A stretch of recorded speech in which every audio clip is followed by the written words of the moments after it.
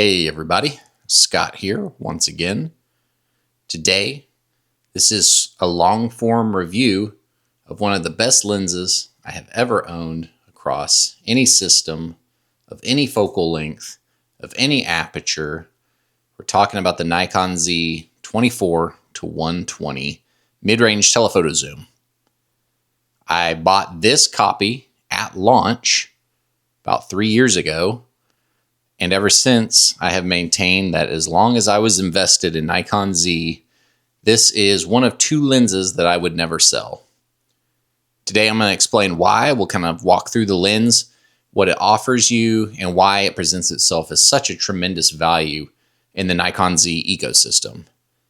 Full disclosure, I paid my own money for this lens many years ago, have taken it all over the United States since then. I've shot it on a Z7 II, a ZF, a Z8, and a Z9. I'll probably shoot it on a different camera body as well at some point because, again, this lens isn't going anywhere. Let's get into it. I'm going to tell you all the things I like, love, and hate, although that list is pretty short. All right, so the first thing we're going to talk about is just the physical size and the way it feels in hand. I guess you would call that handling.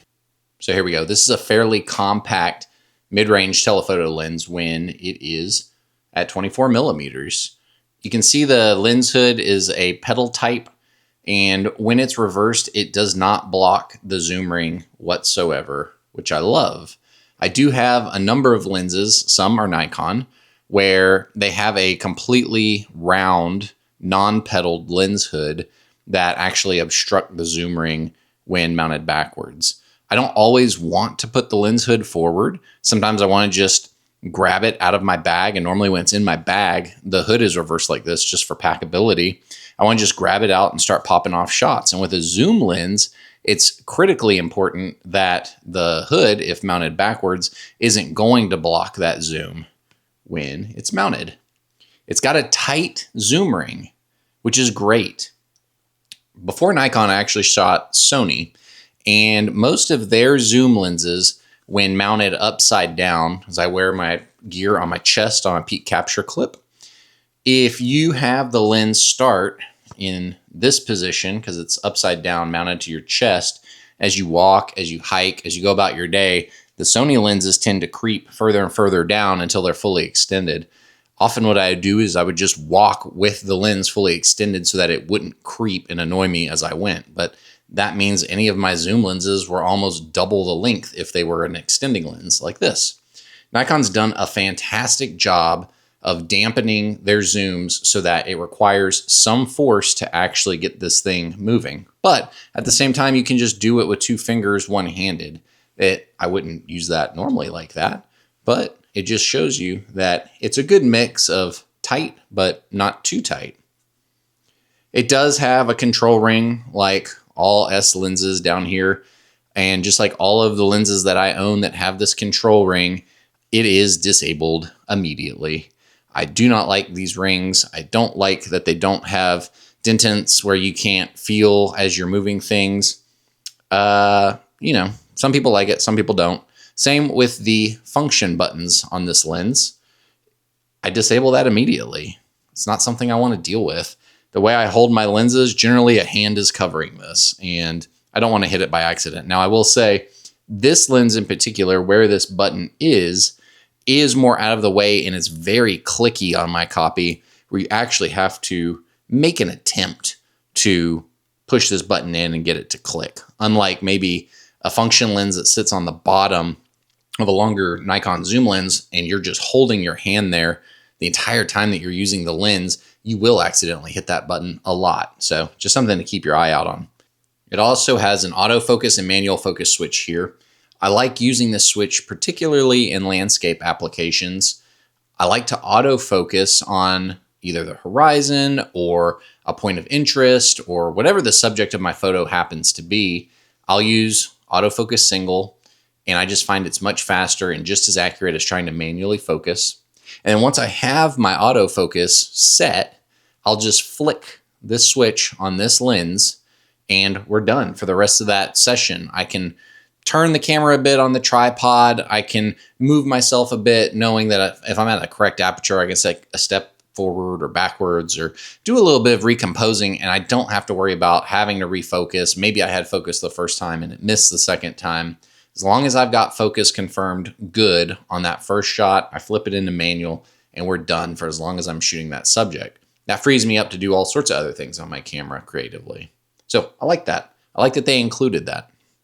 The lens is weather resistant, and I can attest this lens has been with me all over the place in all sorts of shooting conditions. It's been out in the cold, it's been out in the desert, it's gotten pummeled by gypsum, it's gotten rain all over it, it's gotten snow on it, and it does not skip a beat. You wipe this thing down, you get it dried off, and you get on to the next shot. The one thing I'm always super careful about with any lens that extends is putting the lens back in, retracting it while it's actively wet, because that water likes to go places. And if it's sitting on part of the retractable barrel, I don't want any chance that that moisture is getting pulled into the body of the lens. Generally, I'll get myself to a dry spot, I'll wipe down the extended barrel at that point, and then I'll quickly retract it and then use the lens more in a 24mm situation for a while if I need to. Or if I'm going to zoom it out again, I'll get in a dry spot, zoom it out, and then we'll get back out in the elements and start shooting again. It has a 77mm filter thread, which is great because the lens I like to pair this with the most, the 100-400, also has a 77. So I'm sharing my ND filters, my polarizers, my UV filters at the beach, all the rest. Both of those can be shared between two great lenses. I want to introduce a concept to you that I call the value triangle when it comes to lenses. Throw a little graphic up here.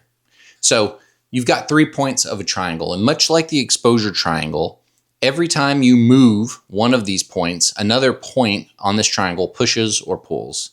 And in general, a lens will provide 2 points of this triangle and not so much the third point. So point number 1, we'll say it's the price. Point number 2 will be pure image quality that you can get theoretically and practically out of the lens. And then point 3 is versatility. How many situations can I actually use this lens in? Or is it a fairly niche lens? I will tell you that the Nikon Z 24-120 is without a doubt the closest I've ever gotten to an equilateral triangle on a value triangle. It delivers tack sharp images at all apertures, even wide open. Blazing AF speed. You get 24 to 120 millimeters of focal length in one lens. And because you can go all the way to 120 millimeters at f4, you get great bokeh for portraits. Now you may be thinking, I'd rather shoot a fast 85, maybe a 105 for my portraits, and I'll take that all the way down to f2 or f1.4. And I'll be the first one to tell you that you're free to do that. A lot of photographers do that. It delivers a very specific look. But I find that I really like shooting portraits around 100 to 120 millimeters at f4 because I'm getting so much more of the environment subtly into the story of the photo. If I'm having a person stand in front of a field and it's an 85 millimeter f1.2 or f1.4 shot, you won't even be able to tell if those are flowers behind them, let alone what type of flowers they might be. It's going to be this smudgy, blown out blur of color, which can be quite beautiful, but it doesn't do anything to tell a story or to set a mood or to evoke a location. I try to do that with my portraiture. I try to put people in front of things that relate to them or are visually interesting and blur them out enough so that they're not a crucial part of the story, but they're not so blurred out that they become completely unrecognizable. So this lens, even at 120 millimeters at f4, it does that perfectly. It's the perfect balance between storytelling and making a great portrait where you've got enough in focus of somebody's face really to get them nose tip to their ear reliably in focus at almost any distance from them. So that part's great. Let's talk about price. We're talking about image quality there, but now we're going to talk about price. This lens is regularly on sale. Even at its retail price, I think it's worth every cent that you would spend on it. There are numerous used copies, clean copies of people who have bought into this and then decide they wanted to get a 24-70 f2.8 instead. There are a ton of options, whether you're buying used or new, to get this lens at a great price and often under $1,000 US. So in terms of value, I think that's great. And then in terms of just pure flexibility, what this lens offers you, or what it offers me, the things we're about to go through and why I like this lens so much. The versatility factor of this lens is simply unmatched. I've had a lot of people go, well, wouldn't you just rather have a little bit faster lens? Wouldn't you rather have that 2.8 24-70 instead so that you get more bokeh? You can shoot it later at night. You get better low light performance out of it. And I say, absolutely not, because I'm getting more than twice the focal length in this lens than I'd be getting in that lens, which means, honestly, this lens is more than twice as versatile because there are multiple things that you can do at longer focal lengths, right? And so, yeah, the 24-70 range is great, and having a little bit more bokeh is great, but I can do things without cropping my image from that 71 millimeters to 120 millimeters that you will never be able to do with a 24-70 without cropping, which means, crucially, I can mount this lens on a lower megapixel camera like the Nikon ZF, and I don't have to crop my images at all if I don't want to, because I have the versatility of that full focal range. I have the versatility of a weather-sealed lens. I have the versatility of a lens that just basically gets out of my way and just lets me start shooting. I can do a one camera, one bag trip with any of my Nikon cameras in this lens. It's super easy to throw in a backpack. Now, if I go all the way down to the ZF in this lens, I can put it in almost any bag. It just disappears. I have a camera with 2 SD cards. I take an extra battery with me, and I can just fly somewhere and I can get street city shots wide. I can get portraits of people as they're traveling with me, a little bit tighter at 50, at 75. If we go out into the country a little bit and something's interesting far away, I can get me a tight landscape at 120. So in terms of the value triangle, this lens, again, is as close to delivering all three of those points as equally as they can to any lens I've ever tried. One last note on this lens. If you're comparing it against the Sony and the Canon offerings, you'll notice that of the three, this one is unique in what seems to be a negative way, in that it doesn't have optical image stabilization. The Sony and the Canon do. And Nikon calls this feature VR. It's in many S lenses. And it's also not in many Nikon lenses. And for me, long-term, that has proven to not matter whatsoever. I can handhold this lens just as low as I can handhold the Canon or the Sony, because Nikon's IBIS unit in all of their cameras has gotten so good and so reliable that optical image stabilization isn't really necessary for stills, especially many of the lengths that you'd be shooting this lens at. Now, for video, again, Canon does kind of win that battle. It adds extra stability that even Nikon can't really get to yet at this point without having VR in a lens working in tandem with IBIS. So one thing to know about this lens, you're going to look at spec sheets, you're going to read comparisons on the internet, and I'm here to tell you, it doesn't matter. The vast majority of all the things I shoot with this lens are handheld, even landscapes. We're going to go through some use cases now of the way I use this lens, the results that I've gotten out of it over the last 2-3 years, and why I wholeheartedly recommend it as a starting lens for anybody who's interested in getting into the Nikon Z system. So here we go.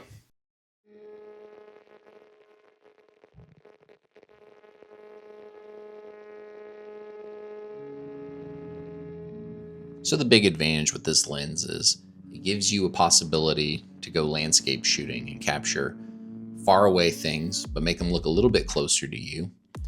Like this tree here, pretty far on the distance, but it was able to punch into it. You can still get some subject separation, a little bit of bokeh there. You can pull all the way back to 24 millimeters if you want a wide shot. It was great for the larch in Colorado because there were all sorts of different shots. You turn a corner and there was trees way out there that you want to capture in a scene like this. Or you get a little bit mid-range, you want to capture, a dozen trees. Every little twist and turn of the trail offers you something, and you can't always walk off of a trail. You can't always get closer or further away to a subject. And so as you're walking and as you're hiking, the varied focal lengths give you so many different opportunities. Now it was dark in this area, and these photos still turned out great. The noise handling was great. Shooting at f4, even in a dimly lit area, was more than enough light gathering, coupled with the Nikon sensors.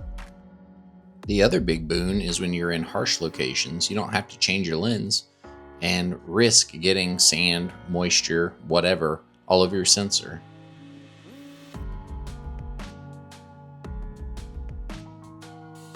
Documentary is where this lens really can shine in my eyes. We went to an air show. I had no idea what to expect. I didn't know if we could get in the airplanes, get up close to the airplanes. And so even if it was a walk around, I could zoom out a little bit and get the details that I wanted, or I could punch in and really focus on things like this A10 Warthog's Gatling gun. Documentary for me also means just getting in my car and driving around and finding really interesting things to me. I live in rural Texas. There's a lot of cool broken down things, abandoned things, the way the fields bloom in the spring and the cows come out. It's just cool stuff. And when you're driving around, you really have no idea what you're going to expect. The cow may be up against a fence, or they may be in the distance. You may want to capture a little bit of the environment with the subject. You may want to capture an amazing Texas sky. In that regard, this lens really is kind of like a Swiss Army knife.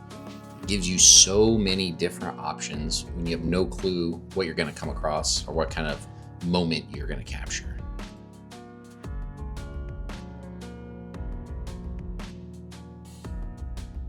One big thing I tell a lot of prospective buyers of this lens is don't sleep on its close focusing abilities, especially wide open at 120 millimeters.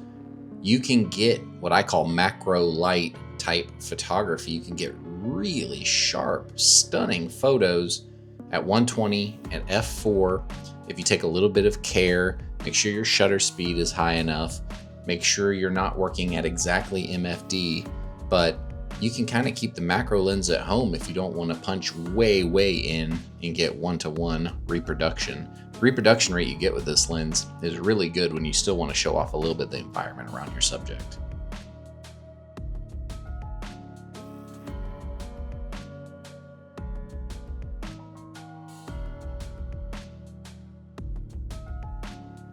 One thing I really love to do with this lens is create panoramas. Sometimes I'll just do a single shot and I'll scrunch it down a little bit, and the lens is so sharp that I can upscale just a cropped panorama. And that's what these are here. Sometimes I'll stitch shots together, like this shot here.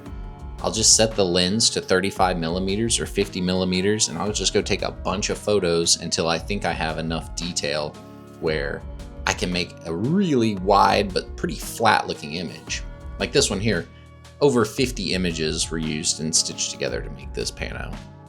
But this is just a single one shot that I cropped and up-resed. The possibilities are literally endless when you have so much packed into one little lens that's so easy to take with you.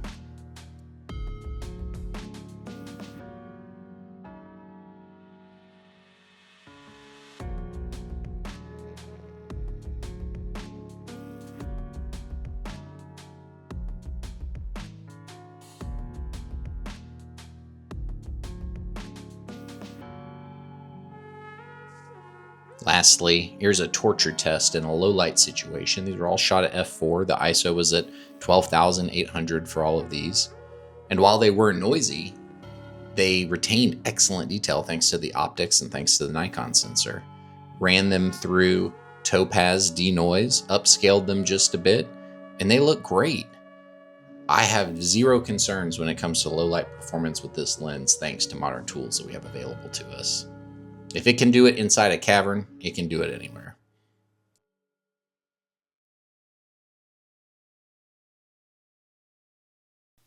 I hope you guys enjoyed the photos. Hopefully I was able to demonstrate just how wildly versatile this lens is. I know there's not a ton of portraits, mostly because the portraits I take with this lens are family and friends and that stuff. I don't necessarily like to just blast out on YouTube just for the sake of putting it out there. So, you know, it is what it is. You can take my word for it. You can go look at examples all over Flickr if you want to see really specifically portraiture with this lens. Yeah, if you like the video, if you found it helpful in researching your lens, please give it a thumbs up. That tells me this is content that resonates with you, that you'd like to see more of. If you'd like to subscribe to the channel, I will always take your subscription, but if you don't want to, no worries there. Until next time, I'm Scott. Go check out my website. Go grab your camera. Go shoot for 10 minutes today. Yeah, unless it's like here where it's raining. But I could take this lens out even though it's raining. I mean, I might do that later. Why not? But you, go grab your camera. Just go outside 10 minutes today. Get you some photos. Try something new. And, you know, if you're in the market for this lens, I got a link right down here. If you use that link, it helps me directly. Helps keep this channel going. Helps provide more content like this in the future. I'll see you when I see you. Thanks for watching.